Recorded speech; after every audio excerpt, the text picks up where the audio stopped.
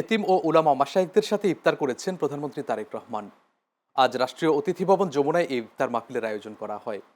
অনুষ্ঠানে দেশের বিভিন্ন ধর্মীয় নেতা ও এতিম শিশু এবং সমাজসেবামূলক সংস্থার প্রতিনিধিরা উপস্থিত ছিলেন। এ সময় অতিরিক্ত মুনাফা না করে মানুষকে কষ্ট না দেওয়ার আহ্বান জানান তারেক রহমান।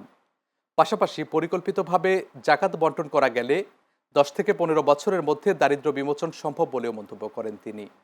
ইফতার মাহফিলে বক্তারা মানব কল্যাণ এবং সমাজসেবার গুরুত্ব তুলে ধরেন এবং রমজান মাসে অসহায় ও এতিমদের প্রতি দায়িত্বশীলতা বাড়ানোর আহ্বান জানান। পবিত্র রমাদান মাসেও যারা অশুভ পন্থা অবলম্বন করছে, আপনাদের প্রতি আমার বিনীত আহ্বান, অনুগ্রহ করে আপনারা মানুষকে কষ্ট দেবেন না। সম্মানিত আলেম ওলেমা মাশায়েখবৃন্দ, ইসলামের 5টি ভিত্তির আরেকটি হচ্ছে জাকাত, যেটি অত্যন্ত গুরুত্বপূর্ণ। দেশে জাকাত ব্যবস্থাপনা নিয়ে আমি আমার একটি চিন্তার কথা আপনাদের সঙ্গে শেয়ার করতে চাই। ইসলামের বিধান অনুযায়ী আমাদের সমাজে অনেকে বিত্তবান নিজ উদ্যোগেই জাকাত দিয়ে থাকেন।